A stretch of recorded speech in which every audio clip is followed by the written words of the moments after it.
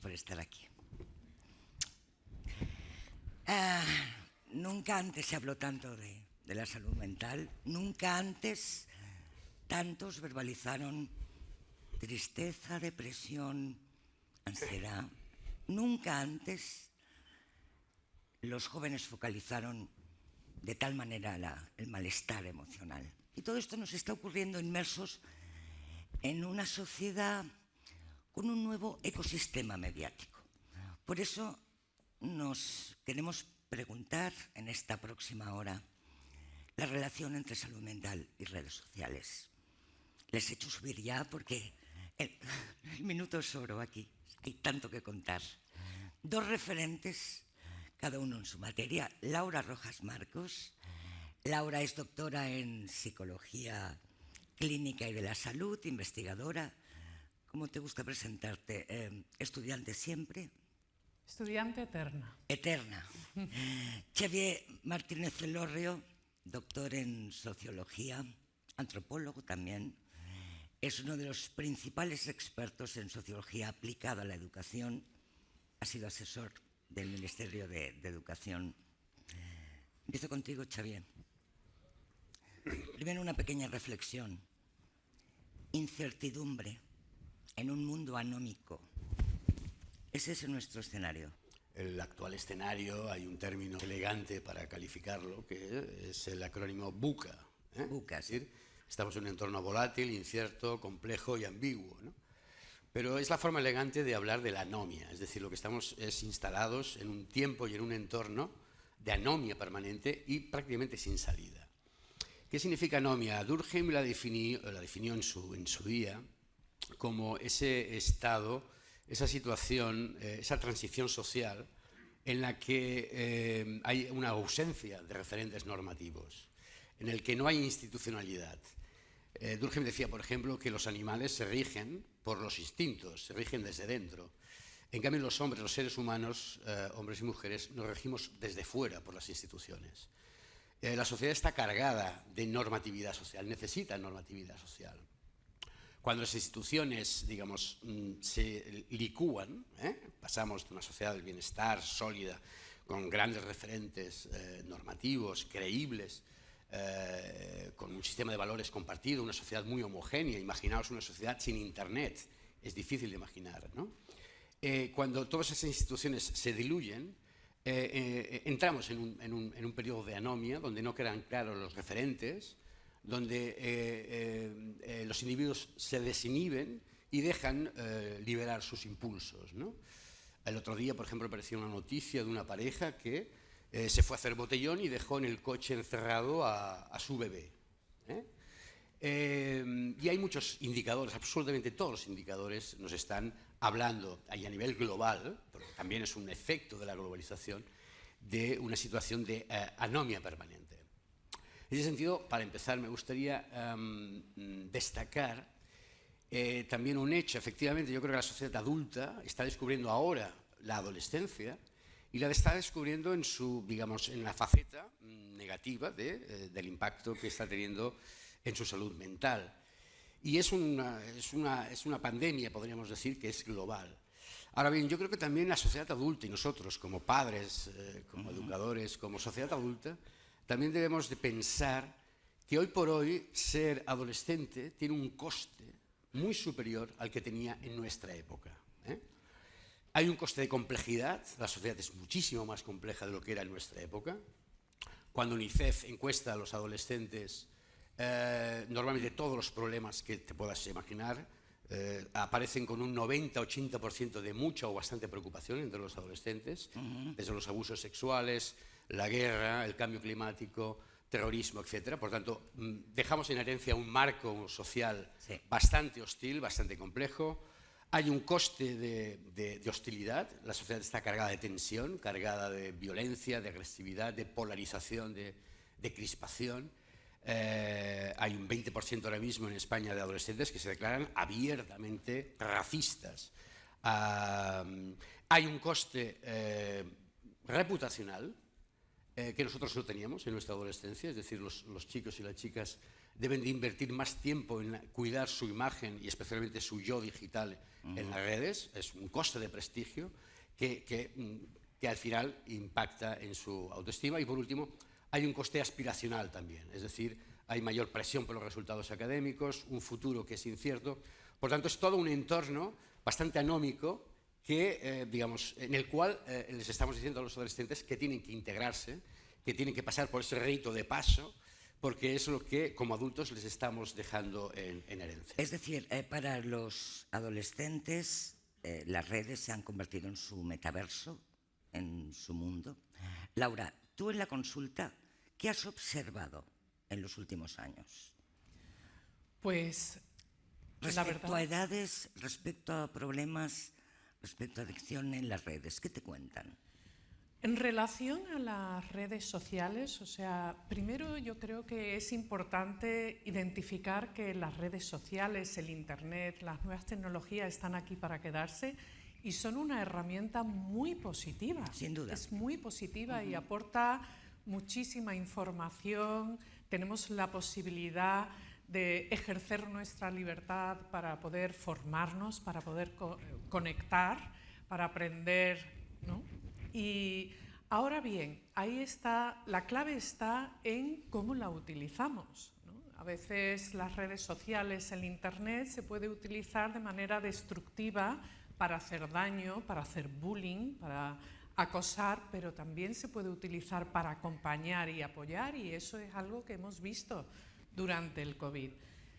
Respecto a las generaciones más jóvenes, estoy encontrando y trabajando con muchas personas que están desarrollando una dependencia tal que afecta a su autoestima, como tú estabas comentando, y claro, pone en valor qué es lo que está sucediendo, ¿no? De qué sufrimiento estamos de alguna manera también retroalimentando. ¿Pero gente de qué edad te cuenta eso? Pues aquí veo a gente de adolescentes de 14, 15, 16 años, pero también me gustaría decir que veo a universitarios y adultos, ¿no? Aunque estamos aquí hoy para hablar también de las generaciones más jóvenes, pero hay muchísimos adultos que están desarrollando una adicción.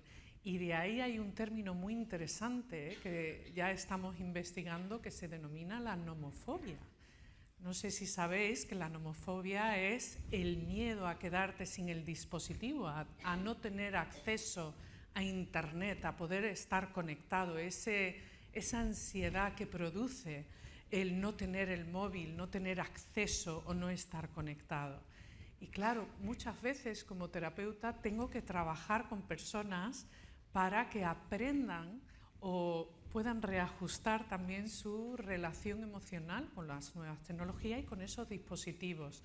El aprender a desconectar, el aprender a vivir el presente. Está muy bien el sentirse conectado y conectar con aquellas personas que están más lejos. Ya me hubiera gustado a mí, yo que he vivido en distintas partes, cuando era jovencilla, el poder tener Internet para poder conectarme con mis amigos y mi familia. Hoy día tenemos esa posibilidad, pero por otro lado también es una herramienta que puede convertirse en un arma y hace muchísimo daño, muchísimo daño. Es ahí justo donde queremos incidir, cuando el algoritmo es perverso, cuando en la mente de un adolescente entra el algoritmo, porque las redes conectan pero atrapan. ¿Qué diferencia hay entre personalidad y carácter? Bueno, ahí... Porque es ahí donde se van formando. Bueno, es importante entender que venimos al mundo con un temperamento, con unos genes que heredamos de nuestros padres, ¿no? Ahí está nuestro temperamento, el bebé que llora más o menos, que sonríe más o menos, pero después se va desarrollando nuestro carácter a partir de todos esos aprendizajes, de esos mensajes que vamos recibiendo de nuestro entorno, de esos apegos seguros o inseguros que vamos desarrollando. Y a lo largo de los primeros 20, 25 años de nuestra vida se va desarrollando nuestra personalidad y eso se representa a partir de nuestra conducta, de nuestro comportamiento. Muchas generaciones jóvenes están recibiendo input y estímulos, mensajes, que está interactuando y teniendo un impacto muy importante en el desarrollo de su carácter a través de las redes sociales. Y a veces confunden un poquito determinados valores y principios, pero especialmente un tema muy interesante que tiene que ver con la amistad, ¿no? ¿Quién es mi amigo? También un tema muy interesante que a veces necesitamos reeducar, que tiene que ver con la intimidad. Qué importante es el respeto a la intimidad, no solamente de otras personas, sino de la nuestra. ¿Qué compartimos? ¿Qué no compartimos? Y aprender a diferenciar entre la necesidad y el deseo y controlar esos impulsos. En mi trabajo, trabajando, ¿no? Y tratando a personas que tienen ciertas adicciones, no solamente a las nuevas tecnologías, sino a determinadas sustancias o adicciones psicológicas, a veces no saben o no tienen claro y necesitan trabajar cuál es la diferencia entre esas necesidades básicas, reales y esos deseos. Y claro, ahí es importante hablar sobre las prioridades. ¿Cuáles son mis prioridades? ¿Con quién me relaciono? ¿Quiénes son esas personas con las que de verdad puedo contar? ¿Son mis amigos los que me dan un like? ¿No? ¿Cuál es el escenario real de mi vida? ¿Mi entorno más cercano o esa exposición a la que estamos todos expuestos, ¿verdad? En esas redes sociales. Hay que tener cuidado. Xavier, ¿qué han hecho las redes con los adolescentes de hoy? Porque ¿cuál es la sintaxis de las redes? Del algoritmo. Del algoritmo. El poder del algoritmo. El maldito algoritmo, a veces solo. El algoritmo somos nosotros, como adultos. Y el algoritmo es negocio. Las redes están diseñadas, y especialmente las últimas redes, porque lo que se observa cuando, especialmente las encuestas americanas, ¿no? A partir del 2015-2016, los adolescentes abandonan Facebook, han abandonado Twitter, en Estados Unidos han abandonado WhatsApp, y en cambio ahora están en TikTok, en Snapchat y en Instagram. Déjame preguntarte, ¿abandonan las redes que usan sus padres? Sí, precisamente. Vale. Es un proceso muy rápido, verdaderamente. Es una sensación. Es una aceleración, porque Sí. Estamos hablando del 2015, 2016 hacia acá, ¿no? Y veremos otras, y a la vez, pues bueno, el algoritmo está diseñado para capturar la atención. Vivimos en la economía de la atención y, por tanto, en el consumo de tiempo, en inversión de tiempo. Y por eso el algoritmo está diseñado para en fin, digamos, transmitir dopamina, en forma de placer, en forma de reconocimiento, digamos, afectivo, en forma de los likes, en forma de los comentarios positivos que recibes, tu popularidad, etcétera, etcétera. Que eso esclaviza. Y esclaviza especialmente a un 30% de los adolescentes. También creo que es importante acotar. Cuando, por ejemplo, en una investigación del Pew Research Center de Estados Unidos, los adolescentes dicen, en términos generales, valoran las redes digitales, estas nuevas especialmente. Facebook ya es una cosa de las madres, aunque luego las madres se abren cuenta en Instagram y luego hay que abrirse otra cuenta oculta de Instagram. Sí. Bien, pues ellos dicen, y valoran las redes en términos neutros. Aunque cuando se les pregunta individualmente si lo consideras positivo, neutro o negativo, individualmente hay un 9% que dice que sí, que le afecta negativamente. Cuando la pregunta la trasladas en general a la gente, ya te dicen que es un 32% de efecto negativo. Y evidentemente hay un efecto negativo. Y las propias compañías que captan nuestra atención, que absorben los tiempos de los adolescentes, monetizan y ahí perfilan publicidad y de ahí sale el negocio.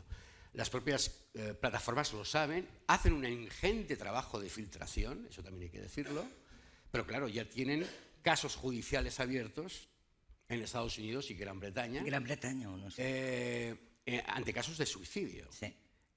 Con lo cual, las redes, en ese sentido, tienen que extremar su responsabilidad social y seguramente variar el algoritmo. Aunque, si lo varía el señor Elon Musk o lo varía el señor Zuckerberg, Meta, es decir, Insta, Sí. aparecerán otras. Porque esto va a ser una competición continua por esa subcultura juvenil y esa subcultura adolescente. Y eso también es importante, es decir, cuando hablamos de adolescentes estamos hablando de un iceberg, ¿no? Donde lo que vemos, lo aparentemente reconocible, es un tercio. Lo que es interesante son esos 2 tercios sumergidos, sí, que ni los padres acaban de reconocer, de identificar, ni de conocer. Porque también han desarrollado, como decías, han desarrollado una dramaturgia, una interpretación teatral de su papel. Saben, están simulando, deben de simular alegría, perfección en las redes, cuando cuelgan una foto, cuando la retocan, cuando se hacen 20 fotos y 20 poses, porque el ideal es ese, ofrecer esa ventana, ese paraíso artificial de perfección que es simulado, porque lo hemos visto a veces, ¿no? La chica que se hace un selfie que está aburrida, se hace un selfie súper contenta y vuelve a estar aburrida y vacía. La cuestión está aquí, es decir, en cómo chupa, cómo esclaviza, sí, la dependencia compulsiva, sí, de las redes, el sentido de la vida. Y ahí es donde yo también, desde el punto de vista sociológico, creo que tenemos que hacer, como adultos, un examen de conciencia. Es decir, es muy fácil culpar a las redes. Las redes somos también los adultos. Entonces, en ese sentido... Los adultos movemos los hilos. Y los adultos estamos moviendo los hilos. Creamos ese mercado de la autoestima. Efectivamente, ¿no? Porque las redes son ese mercado de autoestima. Y son como cosas mucho más graves todavía. ¿Cómo? Y cosas mucho más graves, porque enseguida te doy... Me gustaría que habláramos, porque no estamos mirando el tiempo, pero pasa, de ese algoritmo en blanco y negro que incita al suicidio, a la autolesión o a las desapariciones. Sí, sí. De eso me gustaría que hablarais. Bueno, por ejemplo, las desapariciones es un tema que se habla poco. Nada, poco. Es decir, si veis noticias que van goteando de desapariciones de adolescentes, normalmente chicas, desaparecen durante 4 días y luego vuelven a aparecer. Los medios de comunicación no nos dicen qué ha pasado. Y eso es continuo, casi cada semana.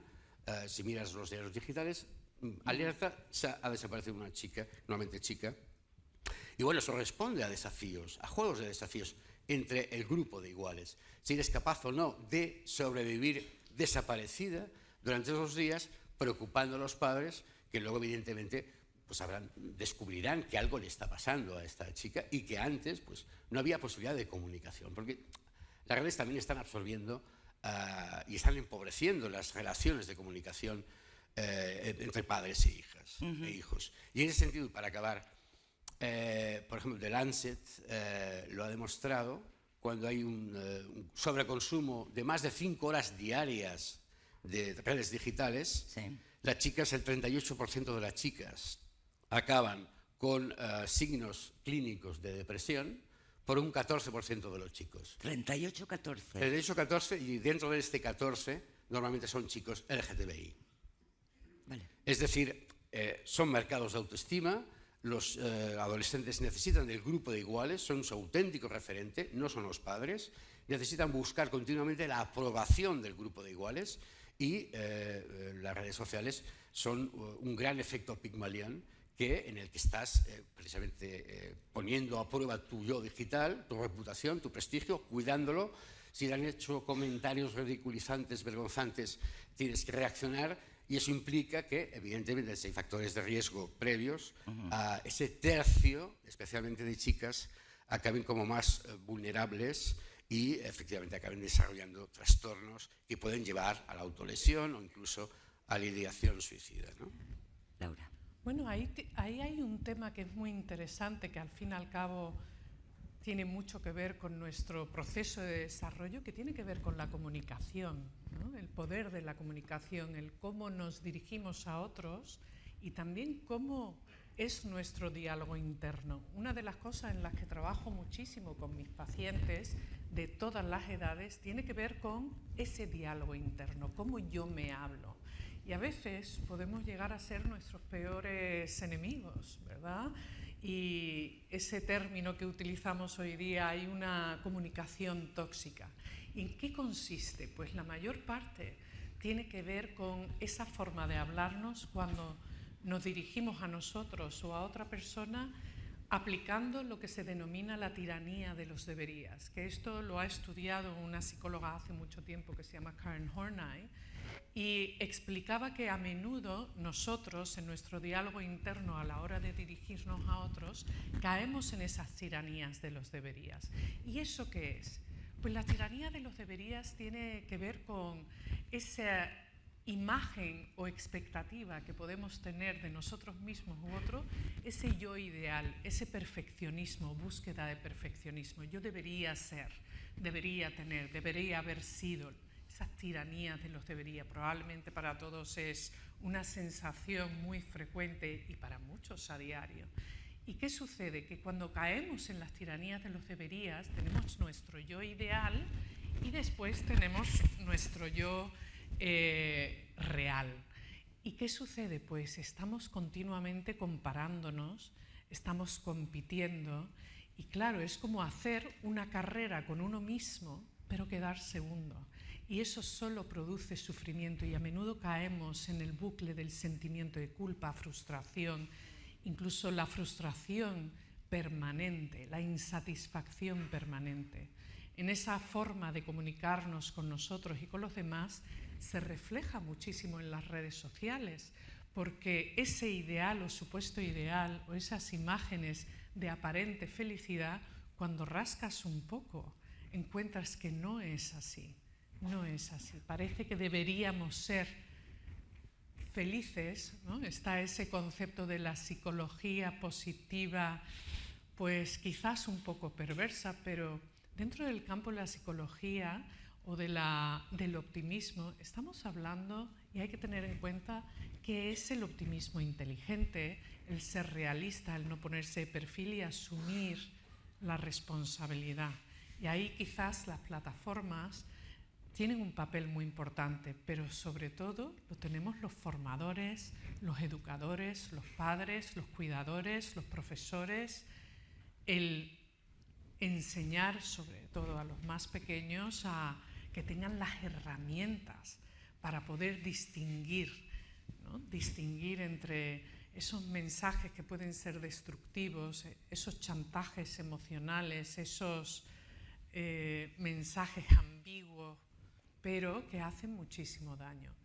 Entonces, a enseñar a los más jóvenes, y creo que siempre cualquier edad es buena para aprender a protegerse, especialmente, y proteger a los demás. A mí me gustaría que habláramos justamente de eso, sí, de la prevención, de cuáles son, qué tienen que hacer los padres, qué tienen que hacer los adultos, qué tiene que hacer el mundo de la educación.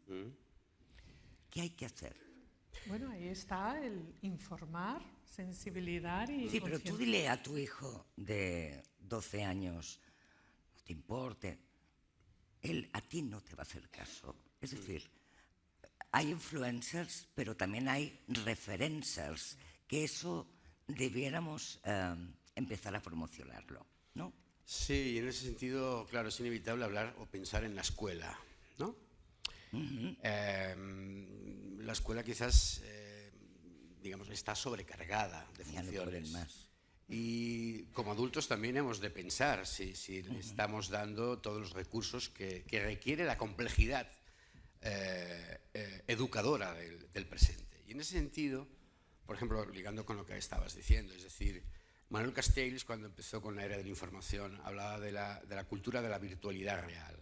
Es decir, el sobreconsumo de representaciones, de imágenes, de pantallazos, hace sustituir la realidad real. Esa virtualidad real se toma como real. Esa es la realidad en la que algunos están instalados y en la que puede generarse una espiral, digamos, de depresión, de trastorno, etc. Y seguramente es una válvula de escape, es una salida ante un entorno bastante hostil donde el locus de control se ha perdido, no se sabe dominarlo. Y eso nos lleva a hablar de la maduración. es decir, de las experiencias madurativas que como adultos estamos ofreciendo a los jóvenes. Claro, si ves el modelo educativo escolar que tenemos, predominantemente es un modelo magistral, es un modelo transmisivo, es un modelo donde no hay participación de los alumnos, donde cuando se hace la pregunta si te gusta ir al cole, pues la mitad de la muestra no responde, la deja en blanco, y la otra mitad, el 65%, te dice que no quiere ir a cuarto de la ESO, son preguntas de cuarto de ESO. Pero en cambio todos quieren aprender. Claro, es un modelo de escuela donde no existe la participación, donde la institución está centrada en la figura del maestro transmisor, es un modelo, digamos, desfasado, desencajado respecto a las demandas del presente. Y las demandas del presente implica que los jóvenes también deben de encontrar en la escuela un lugar de desarrollo de sus propios proyectos, de su propia iniciativa, de su propia creatividad, y donde los adultos les debemos de delegar experiencias madurativas. En ese sentido, por ejemplo, claro, no se ha hecho el estudio de la relación entre escuelas en función de su modelo pedagógico y si tienen casos de bullying o de ciberacoso o no. No está hecha esa relación, pero seguramente la hipótesis es que allí donde impera un modelo escolar muy disciplinario, muy tradicionalista, las relaciones entre iguales son mucho más, digamos, agresivas, mucho más tensas. Y en este sentido, para acabar, yo creo que también en el fondo estamos hablando, porque fijaros que los colectivos Diana frágiles son chicas, por tanto hay un sesgo de género. Y efectivamente hay una presión social por la estética, una presión social por la perfección, y yo creo que estamos, como sociedad, estamos retradicionalizando los roles de género del pasado. Yeah. Y eso la escuela lo debería de decodificar. Es decir, no solo educar en digital para un buen uso y navegación de las redes, conocer los riesgos, los peligros, vale, de acuerdo, sino también ofrecer experiencias madurativas, asunción de responsabilidades en la propia vida democrática de la escuela, trabajar por proyectos interdisciplinares y, bueno, a la vez, la voz de los estudiantes. ¿Qué espacios de participación dejamos a los adolescentes? Claro, es que no tienen. No tienen. No tienen. Y, de hecho, bueno, hemos hecho una reforma educativa, sí, pero, bueno, la participación... ¿Les hemos consultado? Bueno, ha sido orgánica la participación. Yo me callo, orgánica. Los representantes de sindicatos, de estudiantes y plataforma de infancia han participado. Pero en Portugal no. En Portugal se hizo un gran debate nacional, también de profesores, pero especialmente para escuchar la voz de los alumnos, de los adolescentes. Los estamos educando para el 2050. Por tanto, lo que estamos viendo ahora, esta ecoansiedad por el cambio climático, que es otro tema de angustia, ¿no? Sí, sí. Claro, no es nada en comparación con el rol adulto que deberán de desempeñar en el 2050. Entonces ahí yo creo que la sociedad debe de acompañar más a la escuela debe de ampliar sus funciones de socialización, no solo quedarse con la instrucción académica, también ha de orientar, también ha de educar en sexualidad, ha de romper los estereotipos de género y ha de ser mucho más personalizada, atendiendo a la diversidad. Y luchando contra las intolerancias que van increciendo. Y encima, además, claro, fijaros la sobrecarga que tiene la escuela. Tiene que luchar por la verdad. Porque la verdad está disputada. Porque han aparecido las fake y la posverdad. ¿Qué es verdad? Y, por tanto, ¿qué es la belleza? ¿Qué es la justicia? Es decir, todos los ideales de la ilustración de donde provenimos como cultura están, digamos, se deshacen como azucarillos. Y estamos en esta situación anómica, sin referentes. Y eso es importante, es decir, hay que restituir esos referentes. Y en ese sentido la escuela sola no puede. De ahí que los municipios, especialmente aquí en Cataluña, hay mucha tradición de protagonismo de los municipios desarrollando proyectos educativos de ciudad, ecosistemas educadores, socializadores, aparte de incorporar psicólogos, orientadores, educadores sociales, etc. Por tanto, como sociedad no nos podemos contentar con dejar el problema, aparcar el problema en la escuela, sino dotarla de recursos, de equipos más multidisciplinares y de una escuela mucho más abierta al entorno, también educador, también enriquecedor y responsabilizador. Laura. Pero en ese sentido será, digamos, se compensará, es decir, y podemos rescatar muchos jóvenes que hoy tienen un sentido de vacío vital, ¿no? Claro, ahí quizás también estamos hablando de educar no solamente en los derechos, sino también en los deberes, Claro. porque van unidos. Hablamos tanto de derecho a entrar, derecho a la libertad de expresión, pero ¿cuáles son nuestros deberes? Educar en esos deberes nos dan herramientas también para poder relacionarnos adecuadamente con otras personas y con uno mismo, poder desarrollar buenos hábitos, hábitos saludables, que ya sabemos los básicos que tiene que ver con el descanso, la buena comunicación, la salud alimentaria, pero también hay otra serie de hábitos saludables que son imprescindibles enseñar, y no solamente en la escuela, empezando por casa, que tiene que ver, por ejemplo, con los hábitos de aprender a tomar decisiones, aprender a crear metas a corto, medio y largo plazo, aprender a identificar la diferencia entre lo urgente, lo importante y lo que puede esperar, a organizar y gestionar el tiempo, la energía, y utilizarla adecuadamente y de manera responsable y respetuosa. Es tan difícil a veces poder aprender esto. Estamos hablando de aprender hábitos saludables que tienen que ver con un tema importantísimo que tiene que ver con la tolerancia a la frustración, aprender a esperar nuestros turnos, aprender a no decir, a morderte la lengua, a no caer en ese sincericidio, que es un término que no está... Sincericidio es un neologismo, no está en el diccionario, pero a mí me encanta porque hay personas que no saben contener ese impulso o esa manera de hablar en el que dice todo lo que piensa sin filtros, sin considerar los sentimientos de la otra persona, ¿no? En nombre de la verdad, sí, voy a decir todo lo que pienso, y eso hace muchísimo daño.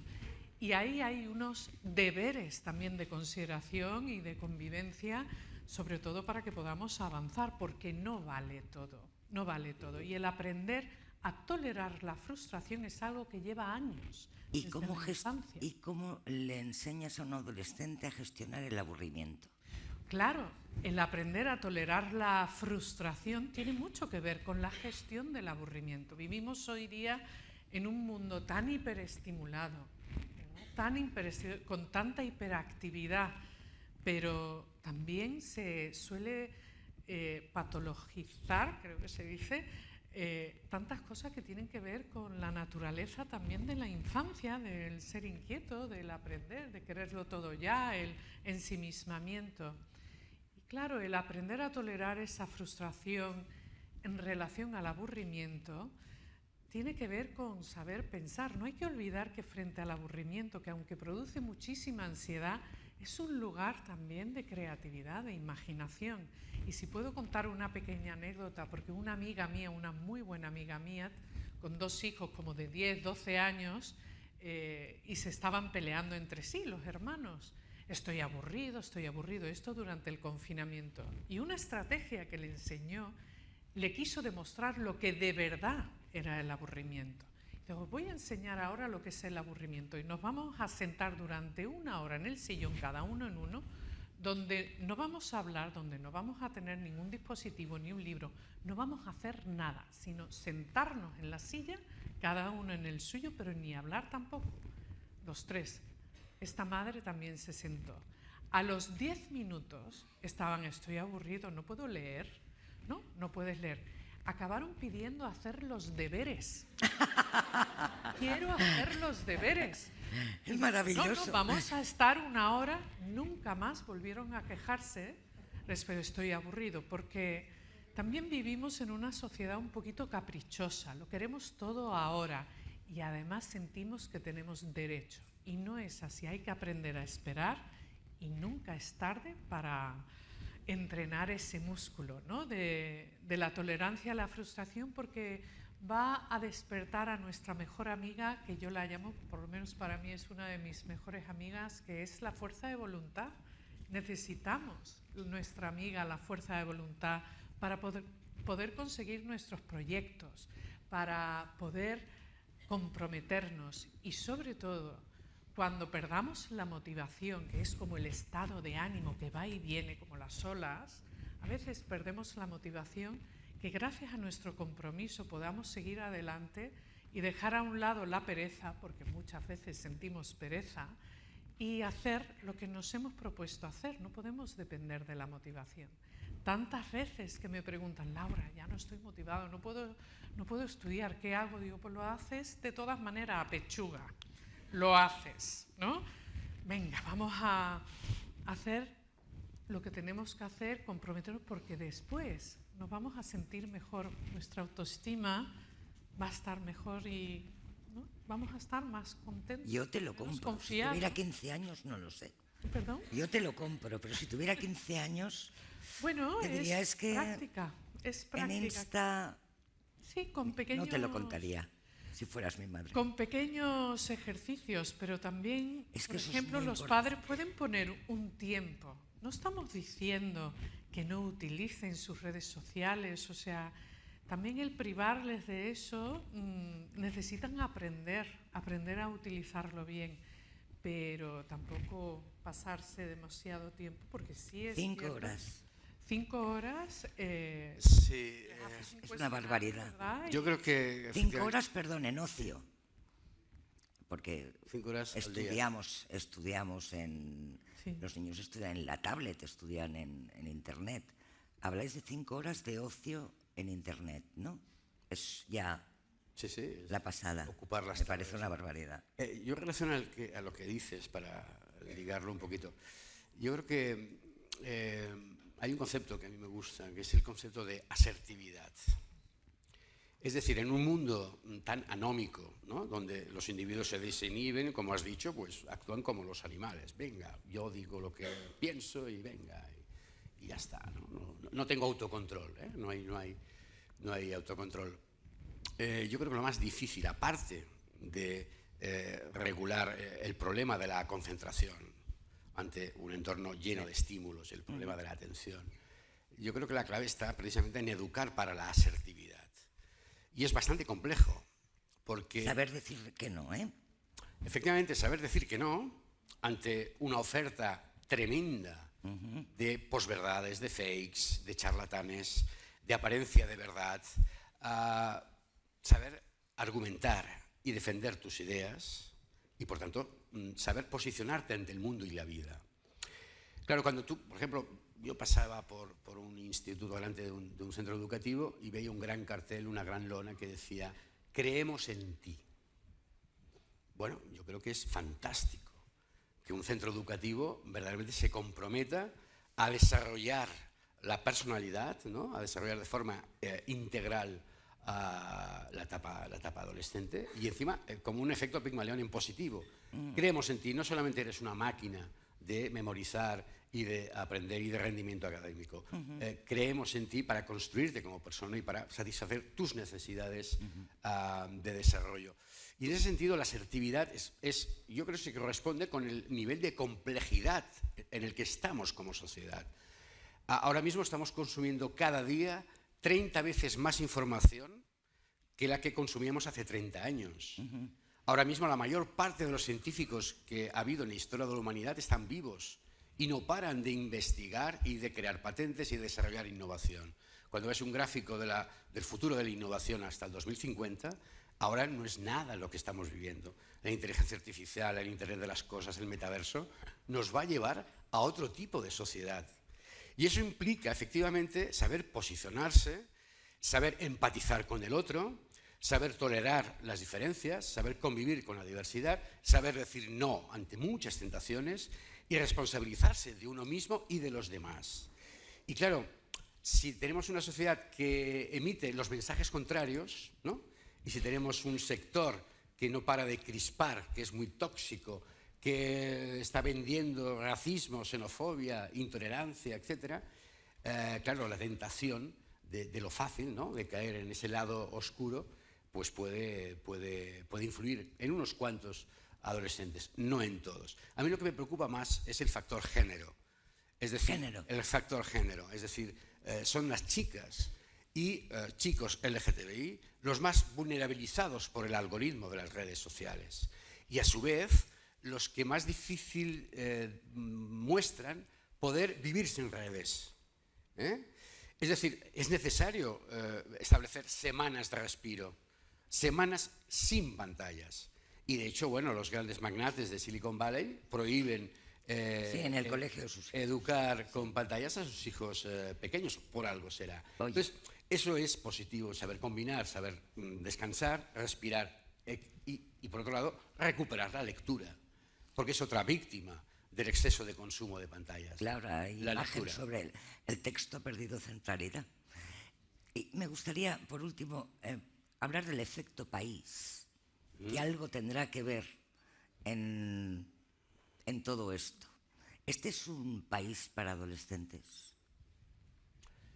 Yo creo que sí, ¿por qué no? No, Claro que sí. Es una pregunta. Por supuesto que sí. O sea, yo creo que también vivimos en un país multicultural, diverso, y donde yo creo que todos estamos abiertos también a aprender y aplicar la autocrítica para poder no solamente educar bien a los más jóvenes, sino también el transmitir confianza, ¿no? El papel que tiene la confianza en nuestras relaciones es esencial.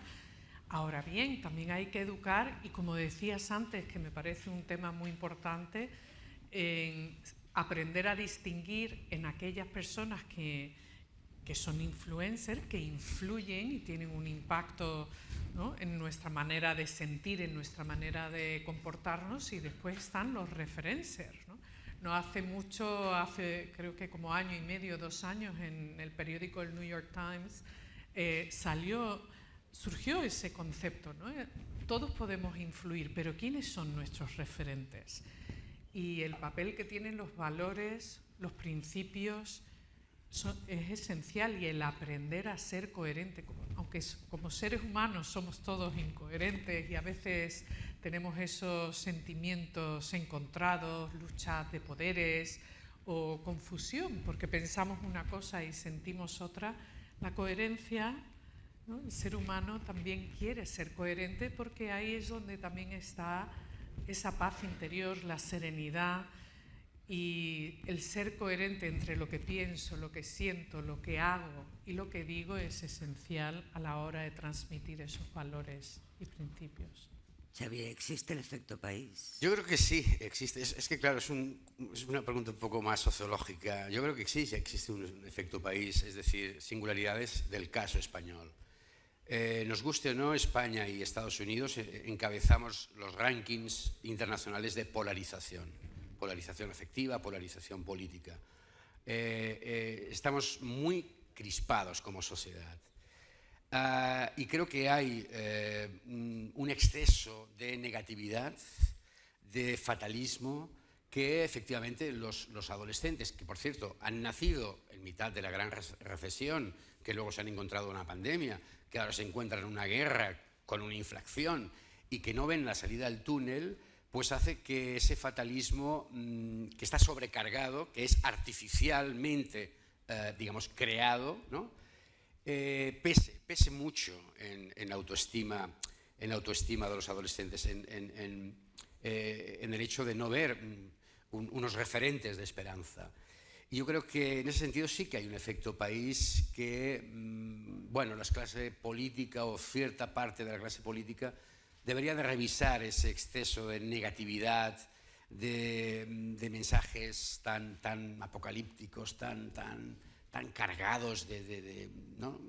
Yo creo que no es educador, aunque efectivamente son mensajes educadores.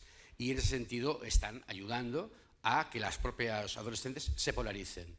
Si ahora tenemos un 20% de jóvenes que se declaran abiertamente racistas, en el 2019 eran un 11%. Por tanto, algo deberemos hacer para que esa marea se detenga. Por tanto, yo sí que creo que hay un efecto país. Como no hay tiempo, no hablo de medios de comunicación. Lo siento mucho. A veces amplificamos lo que no debiéramos. Lo hemos clavado, 0-0. Lo hemos clavado, sí. Ha sido un placer escucharos. Yo lo que espero es que esto siga, que sigamos hablando de esto en voz alta y que nos centremos más en el cómo prevenimos. Mientras las plataformas buscan una forma de funcionamiento alejada del negocio, a ver si lo hacen, que nosotros como sociedad sepamos ser autocríticos y enseñar a nuestros hijos a serlo y a saber conducir las redes. Gracias, Laura. Un placer. Gracias, Xavier. Gracias a todos.